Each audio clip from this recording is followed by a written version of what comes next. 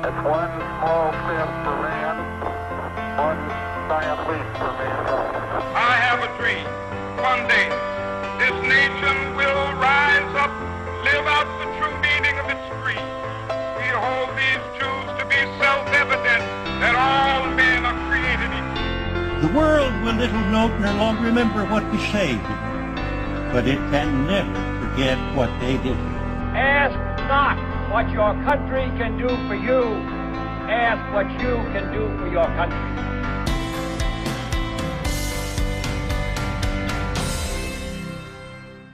Hello and welcome to the latest episode of Eccentric Earth. I'm Amy Walker, your host, and joining me this week to delve into a crazy story from history is my good friend, Han Burch. Hello! Thanks for having me, Amy. Oh, it's an absolute pleasure. It's been too long since we've podcasted together. Yeah, absolutely. And I don't know whether to be nervous or excited about what story you're going to tell me, because there's been some interesting ones so far. I'm trying to aim for interesting. If it can make me go, what the fuck, or laugh out loud while I'm researching it, I think I've got a winner. So yeah, absolutely. And this one does both more than once. Okay, so let's begin. Thomas P. Corbett was born in London in 1832. He and his family emigrated to the United States in 1939, shortly before his 7th birthday. The Corbett family moved around frequently before eventually settling in the town of Troy in New York. As a young man, Corbett began apprenticing as a hatter. As a hatter, Corbett was regularly exposed to the fumes of mercury nitrate. Yep. You kind of know where this is going, don't you? Well, I know what fun things mercury can do with the way you see the world, yeah. Excessive exposure to the compound can lead to hallucinations, psychosis, and twitching, which was known as hatter's shakes. Oh, I didn't know that. I knew about the hallucinations and stuff, but I didn't know it had physical effects as well.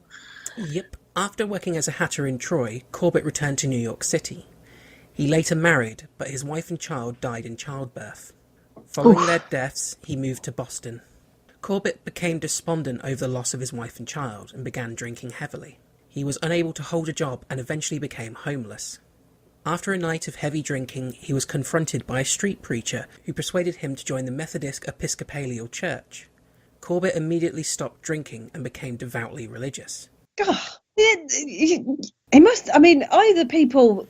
Well, okay, people are pretty easily persuaded nowadays as well, but, he's depressed, he's homeless, he's drinking, his life's not good, and then he meets this one person, and all of a sudden it's like, oh, God, awesome, brilliant. No, hang on a minute. If there always was a God, wasn't he to blame for killing my wife and child? Well, when you're that low, maybe the only way to go up is up, and God's going to be his ladder. Well, yeah, I mean, God is as high as you get, really, isn't it? I'm talking, geographically. After he was baptised, Corbett changed his name to Boston, the name of the city where he was converted. So he changed his name to Boston? Yes. Okay. First name or last name? First name. So he's Boston Corbett. Boston Corbett. Okay. Yeah.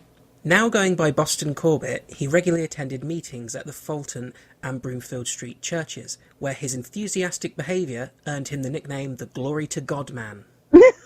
That's a pretty solid nickname. Yeah. That's a nickname that the fellow Christians have given him, so that shows just how into it he was. Yeah. I mean, he sounds like one of those happy clapper evangelicals, kind of, dancing in the aisle and weeping it up. Oh, yes. Wonder how much of it is the mercury poisoning. In an attempt to imitate Jesus, Corbett began to wear his hair very long. He also became a regular at sidewalk churches around the city, peppering street preachers' prayers with boisterous refrains of "Glory to God" and "Come to Christ." In 1857, Corbett began working at a hat manufacturer's shop on Washington Street in downtown Boston. He was reported to be a proficient worker, but was known to pray and sing for his co-workers who used profanity in his presence. The street ministers eventually encouraged him to stake out a corner of his own, not so much because the young man had potential, but to keep his annoying chorus at a distance. I thought that was going to be the case. It's like, no, he's kind of shit, but he's really, really annoying. So Let's just send him over there to do his own thing. I mean, I know it's not a very Christian attitude, but fuck that guy, right? Corbett, now 26, took the advice. He began working as a street preacher and would sermonize and distribute religious literature in North Square. Corbett soon earned a reputation around Boston for being a local eccentric and religious fanatic. And in those days, considering how back in the about the 1850s now, isn't it? Yes. There wasn't even really the question of atheism. That pretty much everybody believed in God, and it was more about the different churches that you wanted to go to. Obviously, he's an Episcopalian, but yeah. So to call somebody like a radical at that age, you've got to be pretty far out. Oh yes. I'm just imagining him with his long hair and like a massive velvet hat on, full of mercury. Yeah, dancing a jig. On July 16th, 1858, Corbett was propositioned by two prostitutes while walking home from a church meeting. He was deeply disturbed by the encounter. Is that what they used to call it? I was deeply disturbed. Upon returning to his room at a boarding house, Corbett began reading chapters 18 and 19 in the Gospel of Matthew. Oh, he didn't return to his boarding house and masturbate furiously? No. No. Well, he might have done that first. Just admitted it. The passage read, "And if thy right eye offends thee, pluck it out and cast it from thee. And there be eunuchs, which have made themselves eunuchs for the kingdom of heaven's sake." No. Oh, is this going where I think it's going? I don't know. I don't know what you mean. He's just reading. But he chose that passage. He didn't just open his Bible at random, I'm assuming. Maybe he chose did, and that it was passage, the hand of God. That's a Freudian slip there. He chose that passage, and I think he's going to think that that's a really good idea. That because he was disturbed by the prostitutes, obviously because he was interested in the prostitutes, not because they were prostitutes. Oh, okay, carry on. Inspired by the words, and in order to avoid sexual temptation and remain holy, Corbett took a pair of scissors, snipped an incision under his scrotum, and removed his testicles. Oh, dude. That's taken the religious thing a bit too far. Okay. He obviously didn't die. No. Could have done. He then ate a meal and went to a prayer meeting before going to hospital to seek medical treatment. I'm sure it can wait. I'm a bit peckish. Need to say hello to God. I'm sure my bleeding scrotum can wait. Oh, that would have been a painful walk to church. Yeah. Wincing a bit as he sat down, I bet. Every time the priest says, "And please rise," he's like, "Oh, fucking hell." Let's kneel. Oh, do I have to? I'm good sitting, Father. I'm good. Oh, the glory to God, man. He's not dancing his normal jigs. Oh, no, not today. So he went to see a doctor and... So, weeks after healing, the castrated hat maker moved to New York City and resumed his trade. Because he needs more mercury in his system, obviously. Yeah, obviously. Just not enough. He remained a zealot, often attending the lunchtime prayers at the YMCA's Fulton Street meetings. In April 1861, early in the American Civil War, Corbett needed to decide if he would become a pacifist or a soldier. After prayerful consideration, he chose soldier and enlisted in the 12th Regiment New York Militia to join the Union Army in the Civil War. Okay, so he sees a couple of prostitutes. He wants to fuck the prostitutes, so he cuts his balls off so that he can remain pure. Mm-hmm. But he decides that killing other people is better than not... And Christians, we both know Christianity has been okay with killing for many years, but not good with sex stuff. Yes, but not all of the Bible. I mean, yeah, the Old Testament is pretty fucking bloody and terrible and horrendous. But at least once old JC comes along, he does kind of preach more tolerance and turning the other cheek and slightly less bloodthirsty than the wrathful Old Testament God. So he could have gone the pacifist route and still stayed true to his faith. But also, in his mind, it might be the Christian thing to take up arms in order to free those being oppressed by those in the South, because a lot of people did join up over slavery and abolition. Did you know, though, this is a very interesting fact, that the Civil War is portrayed, as you said, as the North taking up arms to abolish slavery, when it was actually the South that taking up arms to try and keep slavery, and the North having no recourse but to fight back. Basically, it wasn't like all these Northerners went, "Oh, slavery is terrible, we must take up arms." It was all the Southern slave masters going, "Fuck you, I'm making lots of money, you can't take my slaves," and arming themselves, and then the North going, "Oh shit, we've got to do something about this." It's entirely the opposite way around. Dun dun dun! American history, not as heroic as everybody thinks. Oh Christ, no. No. I'm not saying there weren't any people that wanted to fight against slavery, but the fact that it's seen as like, them championing the cause of the free man is complete propaganda. It worked though. It did. And then, all the slaves were freed, and then everything was fine after that. Yep, not a single issue after that. Not a single problem. Whilst in the army, Corbett's eccentric behaviour quickly got him in trouble. It was those big hats, he wasn't exactly camouflaged, because he insisted on wearing his massive velvet hat all the time. I'm kind of modelling him on the Mad Hatter from Alice in Wonderland. You might guess this. Yeah. Oh, he is quite mad, and obviously that's where the Mad Hatter comes from. Not him, but yeah, no, Hatter's getting mercury poisoning. Hatters became mad because it was because of the mercury. Mm-hmm. That's why you have the phrase "mad as a hatter" as well. Yep. He carried a Bible with him at all times and read passages aloud from it regularly. He held unauthorised prayer meetings and argued with his superior officers. Corbett would tell women at his church that when he came eye to eye with his grey-suited enemies, "I will say to them, 'God have mercy on your souls,' then pop them off." Pop them off to heaven, toot sweet. That's a very gentle... And why was he only telling the women at his church? Bragging. You think that's what it is? Hey, ladies. I think he's just that fucked in the head now. It doesn't matter to him. You mean he's not rational? Well, let's be honest. The most rational man will remove his testicles just to avoid prostitutes. Well, yeah, exactly. It is the only course of action. You can't, try and stop the prostitutes being prostitutes. That would be a ridiculous endeavour. You've got to... I'm surprised he didn't take the whole lot, to be honest.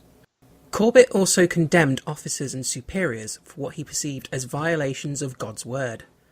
During a drill in New York's Franklin Square, Colonel Daniel Butterfield was livid at his troops' improper formations and gave them a tongue lashing laced with profanities. Corbett, who had yet to see a single second of fighting, barked back, "Colonel, don't you know you're breaking God's law?" He was immediately sent to the guardhouse for several days, but refused to apologise for his insubordination. He's not really getting the whole way the military runs, is he? No. They don't really like individuals. Whilst in the guardhouse, he proceeded to one-up his commanding officer by singing hymns at the top of his lungs. The passive-aggressive way to piss somebody off. Butterfield sent a messenger to warn him that if he didn't stop, he would be punished. Corbett kept on singing. When Butterfield finally ordered the release of Corbett in exchange for an apology, Corbett responded, "No, I have only offended the Colonel, while the Colonel has offended God, and I shall never ask the Colonel's pardon until he himself asks the pardon of God." Well, it's a stance. It's, he's got conviction. You've got to give him that. Yeah, it's fucking crazy conviction, but he's got it. And you know what? Once you have self-castrated, I don't think there's a lot of punishment that can hold much fear for you, really. True. I mean, I'm not talking from experience, but I can imagine that, once you've done that, it's like, what, you're gonna whip me? Ooh. I cut my own testicles off and then ate my dinner. Fuck you. Due to his continued disruptive behaviour and refusal to take orders, Corbett was court-martialed and sentenced to be shot. His sentence was eventually reduced and he was discharged in August 1863. So did he actually do... So it sounds like he didn't actually do any fighting. Not at that point, no. No, he was just... He went in the army, he talked back to a superior officer, he refused to apologise for it, they were going to shoot him, and then they went, just get rid of him, seriously. We can't put up with him anymore, just get him out. Yeah, same as what the preachers did in Boston. Oh my God, he's so annoying. Corbett re-enlisted later that month as a private in Company L in the 16th New York Cavalry Regiment. So he just went straight back to the army. But that's what that woman did, wasn't it? She Mm-hmm. was refused, so she just went 6 miles away and joined somebody else. Yeah, they didn't do many background checks. Any previous experience? No.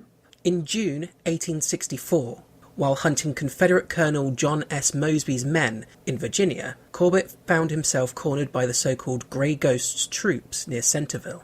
His fellow soldiers were nearly all compelled to surrender, according to Harper's Weekly, but not Corbett. He stood out manfully and fired his revolver and 12 shots from his breech-loading rifle before surrendering. Mm-hmm. Mosby, in admiration for the bravery displayed by Corbett, ordered his men not to shoot him. Instead, Corbett was sent to Andersonville, the most notorious Civil War prison.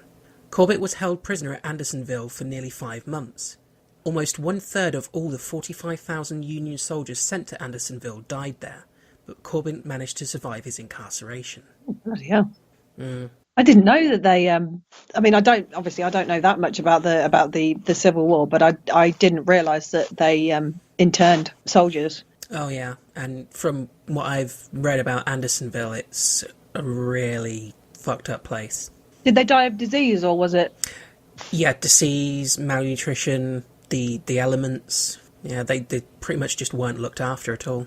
Oh, lovely. I think some of them would have preferred to be shot rather than sent to there. Probably. He was released in an exchange in November 1864 and was admitted to the Army Hospital in Annapolis, where he was treated for scurvy, malnutrition and exposure. On his return to his company, he was promoted to sergeant. Within a few months, the war was over.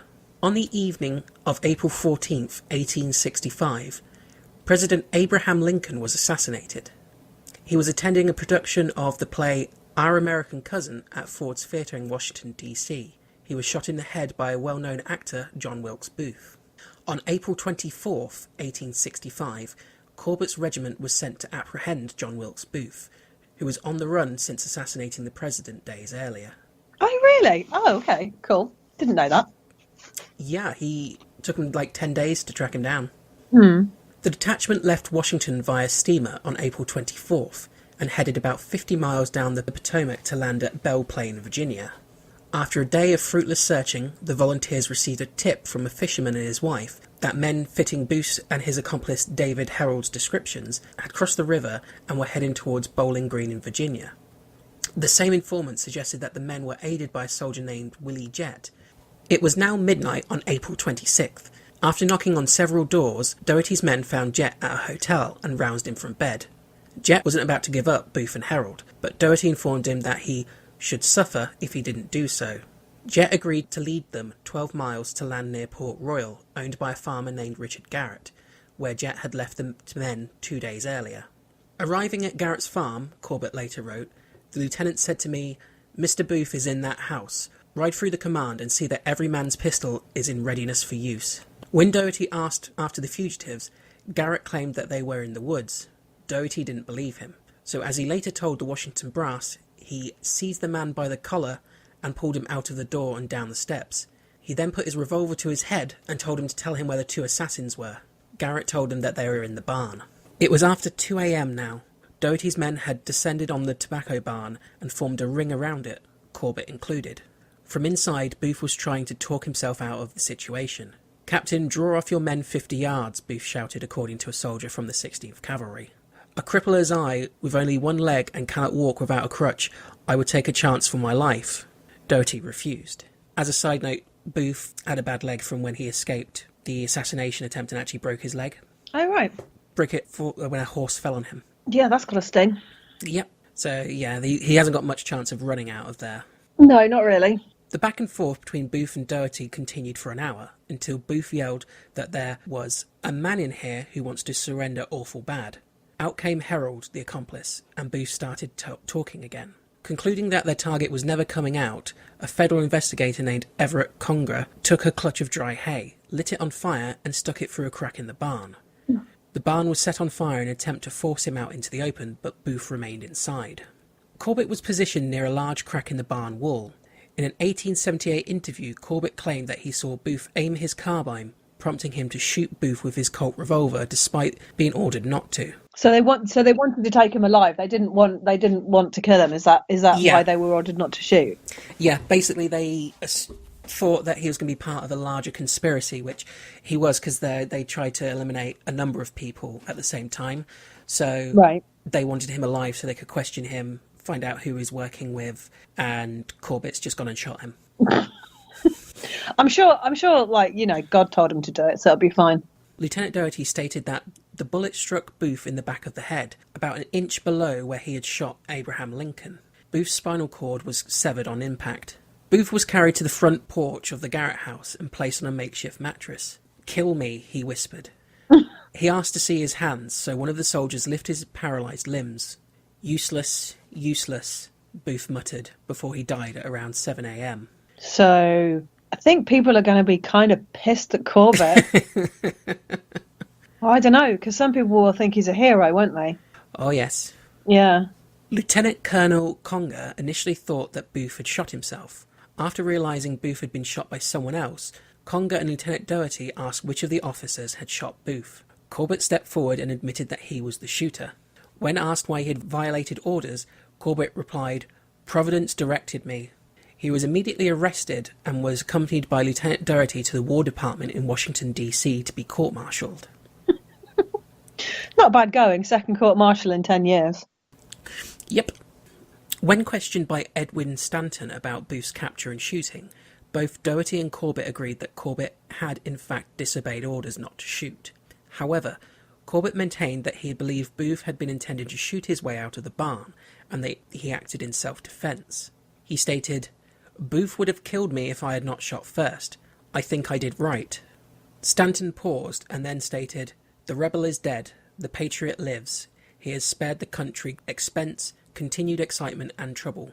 Discharge the patriot." I hate to say it, but I mean, from the way Booth was, I mean, the barn's on fire and he's still not coming out. He's obviously not going to surrender. Mm-hmm. You'd think that his next recourse would be to try and shoot his way out. Yeah, and if what Corbett thought he saw was real, you know, he could very well have been raising his gun to fire. Mm. Upon leaving the War Department, Corbett was greeted by a cheering crowd. As he made his way to Matthew Brady's studio, the most famous photographer of the era, to have his official portrait taken, the crowds followed him, asking for autographs and requesting that he tell them about the shooting of Booth. Corbett told the crowd, "I aimed at his body. I did not want to kill him. I think he stooped to pick something up just as I fired. That may probably account for his receiving the ball to the head. When the assassin lay at my feet, a wounded man, and I saw that the bullet had taken effect about an inch back of the ear, and I remembered that Mr. Lincoln was wounded about the same part of the head, I said, 'What a God we have. God avenged Abraham Lincoln.'"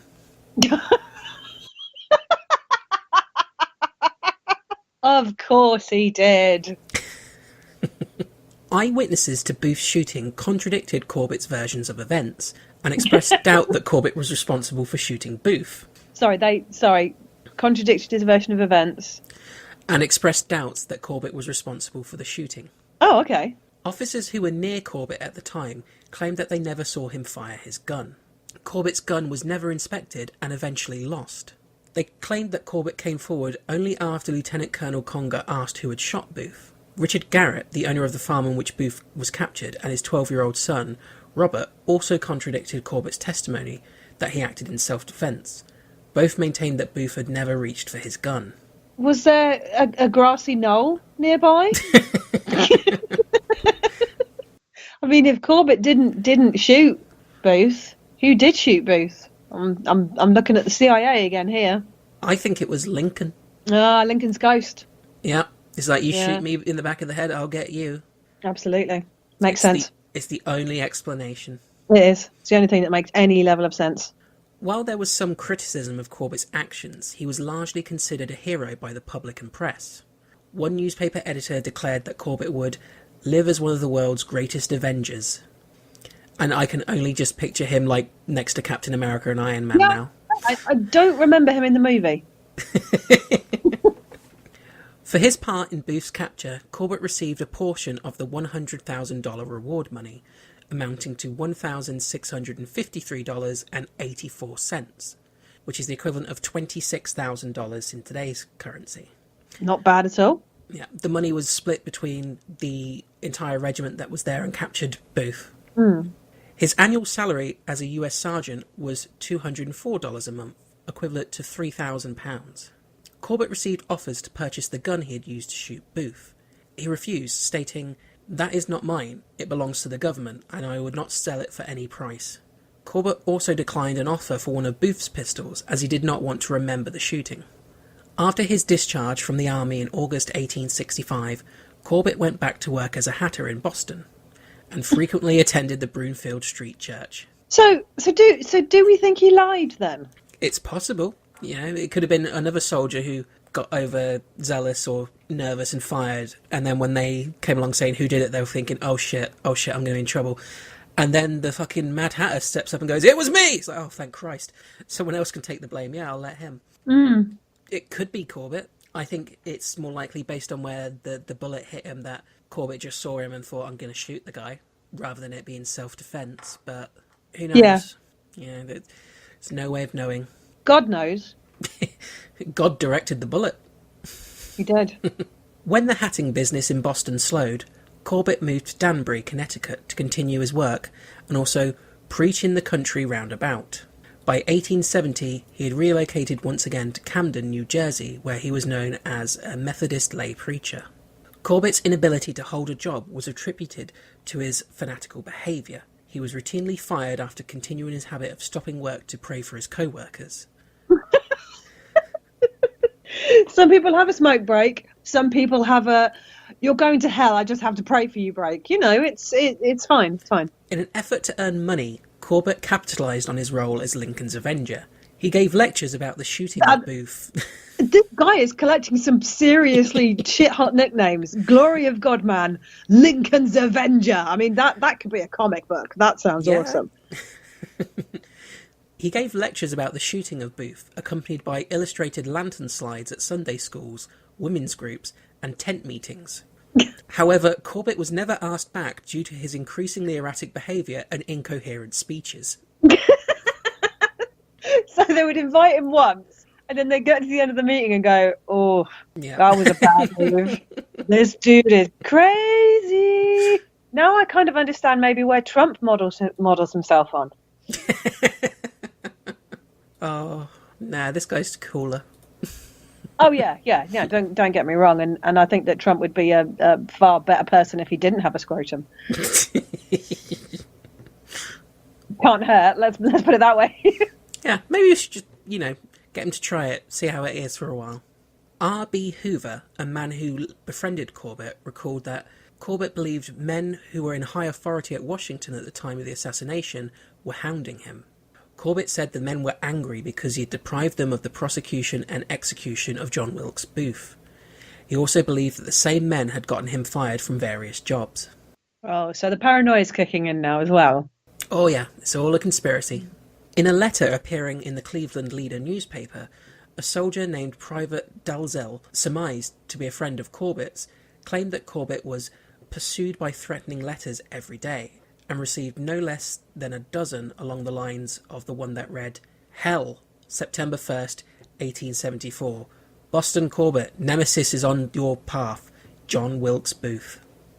Not the best hate matter as far as they go. No, it's slightly, I mean, the incoherency makes me think that maybe he wrote it himself. Corbett's paranoia was fueled by the hate mail he was receiving. He became fearful that Booth's Avengers, or organisations like the Secret Order, were planning to seek revenge upon him. As such, he took to carrying his pistol at all times. Oh, that can only end well. Corbett began brandishing his pistol at friends or strangers he deemed as being suspicious. God. If you add in the fact that he's got the shakes because of all the fucking mercury, I mean, Yeah. I mean, maybe he did mean to shoot Booth in the knee and just, twitched at the wrong time. While attending the soldiers' reunion of the Battle of Blue and Grey in Caldwell, Ohio, in 1875, Corbett got into an argument with several men over the death of John Wilkes Booth. The men questioned if Booth had really been killed, which enraged Corbett. Whether he'd really been killed or whether it was like a massive cover-up and he was still alive, or... Yeah, there are actually some theories that it has been covered up, but they're crazy. Okay. Corbett drew his pistol on the men, but was removed from the reunion before he could fire it. In 1878, Corbett moved to Concordia, Kansas, where he acquired an 80-acre plot of land through homesteading. He built a one-room hovel with a wooden floor and rock walls. Suspicious of anyone venturing near his dugout, fearing that someone, perhaps Booth's avengers, were out to get him, he presented his pistol to anyone who approached. He was even known to shot at children who got too close to his home. During this time, he continued working as a preacher and attended revival meetings frequently. On Sundays, he would ride into town to attend church astride his only friend, a pony named Bill. I do get the feeling that he probably wasn't very friend-heavy throughout most of his life. I find shooting at people's kids helps you get friends. Yeah, I mean, but even before he started threatening minors with a gun, he seems like the Christian equivalent of a vegan. Just, I'm a Christian. Yeah, well done. No, but seriously, look, my hair is long like Jesus. Okay. I have no testicle. What? Sorry, what? At the end of the church sermons, he'd tell the preacher, "The Lord wants me to say a few words." Of course he does. Then he removes a pistol from each boot, places the guns on either side of the Bible, and holds his own service. So hang on. So he's basically sermonizing at gunpoint now. Yes, he is. So God wants me to say stuff, and because you probably all want to go home, I'm just going to wave these guns at you so you don't leave and have to listen to me. Okay. I'm sure he was talking about love and tolerance and all those good biblical stuff as well. He was trying to push the benefits of self-castration. Yeah. If thy testicles offend thee. Say what? They don't offend me. Well, they offend me. Get the scissors. Well, they offend me. Look at me. I haven't had any testicles for 20 years and I'm fine. Quick, sniff this mercury. Oh, no, sorry. My gun's in that hand. This hand. Oh, sermonizing at gunpoint. That was brilliant. Due to his fame as Lincoln's Avenger, Corbett was appointed assistant doorkeeper at the Kansas House of Representatives in Topeka in January 1887. Well, it's nice to know that even back then they didn't go for qualifications. Yeah. On February 15th, he became convinced that officers of the House were discriminating against him. He jumped to his feet, brandished a revolver, and began chasing the officers out of the building. Oh my God. Run! Fortunately, no one was hurt, but Corbett was arrested. Good. It's about fucking time, really. Yeah. I think maybe, being locked up is the best thing for everybody concerned at this point. I'm surprised that nobody has actually died at his hand yet. The following day, a judge declared Corbett insane and sent him to the Topeka Asylum for the Insane. Was he allowed to take his guns? Please tell me they took his guns. I wonder if they sent Billy with him. Aw, his only friend. On May 26, 1888, as the inmates were exercising, Corbett spied a delivery boy tethering his horse in front of the asylum. He broke away from the group, jumped on the horse, and took off on horseback. Oh, Bill's going to be pissed. How dare you ride another pony? I just love he escaped from an asylum on horseback. It's brilliant. Yeah, that's. But fair play to the guy. He saw his chance and he fucking took it. He didn't even need a gun to do it. No, not this time. No. I would say it takes a lot of balls to escape from an insane asylum, but but apparently not. He rode to Kansas, where he briefly stayed with Richard Thatcher, a man he had met whilst held prisoner during the war. Whilst there, he tied a note to his borrowed horse, explaining who its rightful owner was, and set it free. Sorry. So he's ridden from Topeka to Kansas. Okay, I just need to know how many miles this is. It's 120 miles. 120 miles, and he just straps a note to the horse and lets it go. Yeah, and he just straps a note to the horse and goes, yeah, be fine, no worries. Nothing could possibly go wrong. Oh, brilliant. Why not just leave it with Thatcher and tell him, can you take the horse back? Well, you'd think that would be slightly... But we're talking about better. Boston Corbett, so... We are, yeah. When Corbett left, he told Thatcher that he was heading to Mexico. It's unknown if Corbett ever reached Mexico, though some believe that rather than going to Mexico, Corbett settled in a cabin he built in the forest near Hinckley, in Pine County in eastern Minnesota. He is believed to have died in the Great Hinckley Fire on September 1st, 1894. Although there is no proof, the name Thomas Corbett appears on the list of dead and missing. In the years following Corbett's presumed death, several men have come forward claiming to be Lincoln's avenger. A few years after Corbett was last seen in Kansas, a patent medicine salesman in Oklahoma filed an application using Corbett's name to receive pension benefits. After an investigation proved that the man was not Boston Corbett, he was sent to prison. In September 1905, a man was arrested in Dallas who claimed to be Corbett. He too was proven to be an imposter and sent to prison, and then to the government hospital for the insane. To this date, the final fate of Boston Corbett remains unknown. Wow. Yeah. So that's the guy who killed Lincoln's assassin. Allegedly shot John Wilkes Booth. Yeah. Crazy, glory of God, man, Lincoln's avenger. No testicles. Jesus, imitator. Hostage-taking church, riding a horse to freedom. It's.